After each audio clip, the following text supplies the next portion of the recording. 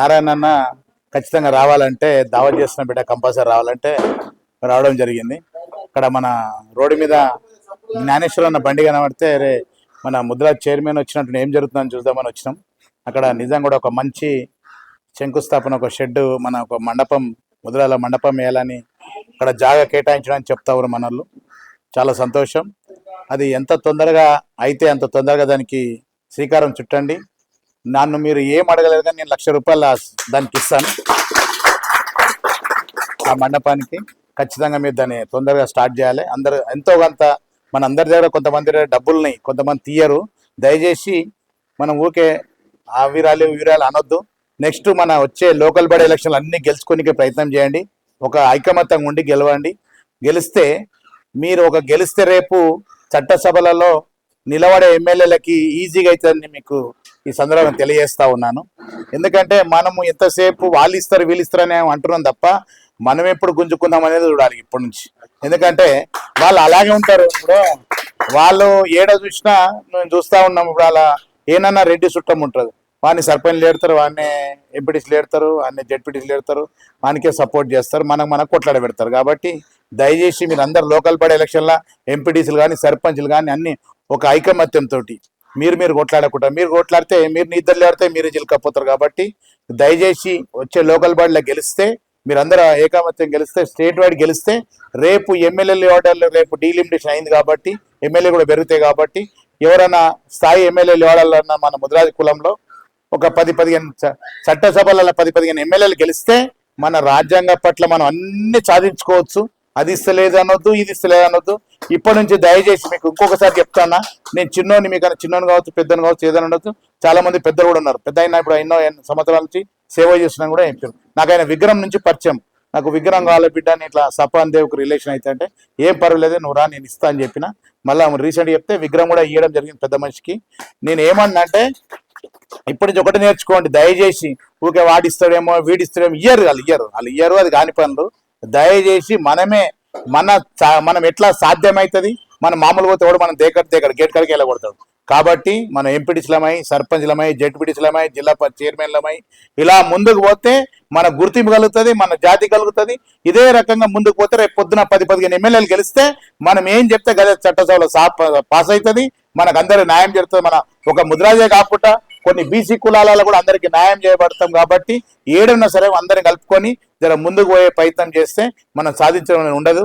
అందుగురించి నేను ఎందుకంటే ఈ కొరివికృష్ణ స్వామి విగ్రహం ఏంటంటే జూబ్లీ బస్ దగ్గర విగ్రహం పెడుతున్నామని నా దగ్గరికి వచ్చారు. రవీంద్ర అని సూరారామ సబ్ రిజిస్టర్లో డాక్యుమెంటరీ రైటర్ అయినా నాకు ఫోన్ చేసి నీ దగ్గరికి ఇట్లా పలానాళ్ళు విగ్రహం గురించి వస్తున్నారే మళ్ళీ తొలకరమ్మంటావు అంటే తీసుకురా అన్న తీసుకురా, ఎంతో మందికి ఇస్తావు ₹1,00,000 ఈ విగ్రహం పేరుంటుంది, నడిబొడ్డున పెడుతూ సిటీని అంటే సరే అని చెప్పిన.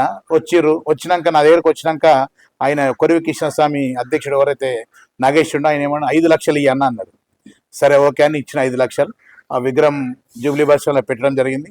ఆ విగ్రహం రోజు నేను దాదాపు 30 లక్షలు ఖర్చు పెట్టిన, పేపర్లో కానీ ఏదైనా కానీ అక్కడ ఉన్నాను ఖర్చు పెట్టి మన ఒక జాతిలా నిజంగా ఆడ మనకు జాగ దొరకదు, సిటీలో నడిబొడిన విగ్రహం దొరకదు. అక్కడ లోకల్గా మన కంటోన్మెంట్లా సాధించుకొని అక్కడ ఉన్న కౌన్సిలర్ కానీ అక్కడ ఉన్న వాళ్ళందరూ సాధించి అవి జాగా కేటాయించడం జరిగింది.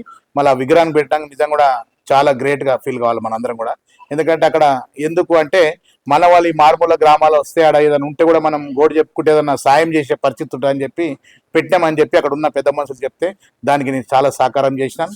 దానికి అదే విధంగా చిన్న విగ్రహాలు పెడదామని వద్దొద్దు, కొరివికృష్ణ స్వామి ఏదైతే జూబ్లీ బస్ 7 ఫీట్లు పెట్టినామో అదే 7 ఫీట్లు స్టేట్ వైడ్కి ఇద్దామని 119 విగ్రహాలు ఇద్దామని డిసైడ్ అయినాం.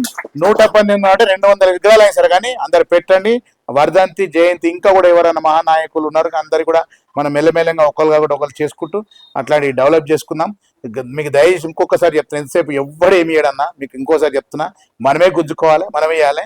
ఇలా జ్ఞానేశ్వరాన్ని కూడా ఎన్నోసార్లు నాకు జ్ఞానేశ్వరాన్ని ఎప్పుడో తెలుసు, నాకు ఎమ్మెల్యే టికెట్ టీడీపీలు ఇచ్చినప్పుడు తెలుసు. నేను ఆయనకి ఎప్పుడు నాకు పరిచయం లేదు అన్నతోటి. నేను ఒకసారి పోయినా కలుద్దామని లేడు. ఆ రోజు కార్పొరేషన్ చైర్మన్ ఇచ్చినాక పోయినా కానీ కలవలేడు.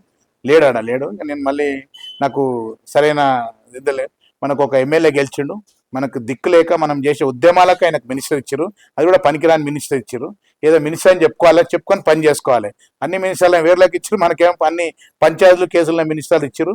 దయచేసి ఈసారి ఏదైనా ఉండని ఇంకా కొంచెం అభివృద్ధిలోకి పోతే ఇంకొక 4 ఏళ్ళకు 5 ఏళ్ళకైనా మన 10-15 ఎమ్మెల్యేలు గెలిస్తే మనకు సాధ్యమని కాకుండా అన్ని జరుగుతాయి. ఎందుకంటే ఇలా మనం అన్ని చూస్తూ ఉన్నాం. ఇలా ఇంకా మనకన్నా లో కాస్ట్ అందరికి కూడా అన్ని రకాలు చెప్తున్నాయి. మనది వస్తాకలా మనకి ఎంతసేపు మనం BCDలో ఉన్నాం. మన పిల్లలకు కానీ ఏదైనా సరిగ్గా రావట్లేదు. కాబట్టి రేపు ముందు తెచ్చుకోవాలంటే మనం ఐకమత్యంగా ఉండి, దయచేసి ఇంకోసారి చెప్తున్నాం, ఊర్లల్లో మీరు అందరూ ఐకమత్యం ఉంటే మేము పట్టణంలో ఐక్యంగా గెలుస్తాం, ఐక్యంగా చేయగలుగుతాం. కాబట్టి మీరు అందరూ కూడా ఐకమత్యం ఉండాలని చెప్పి ఇక్కడ అందరు పెద్దవాళ్ళందరూ నాకు అవకాశం ఇచ్చి అందరూ పేరు ధన్యవాదాలు తెలియజేస్తున్నాం. మన కార్పొరేషన్ చైర్మన్ ఫస్ట్ అభినందన.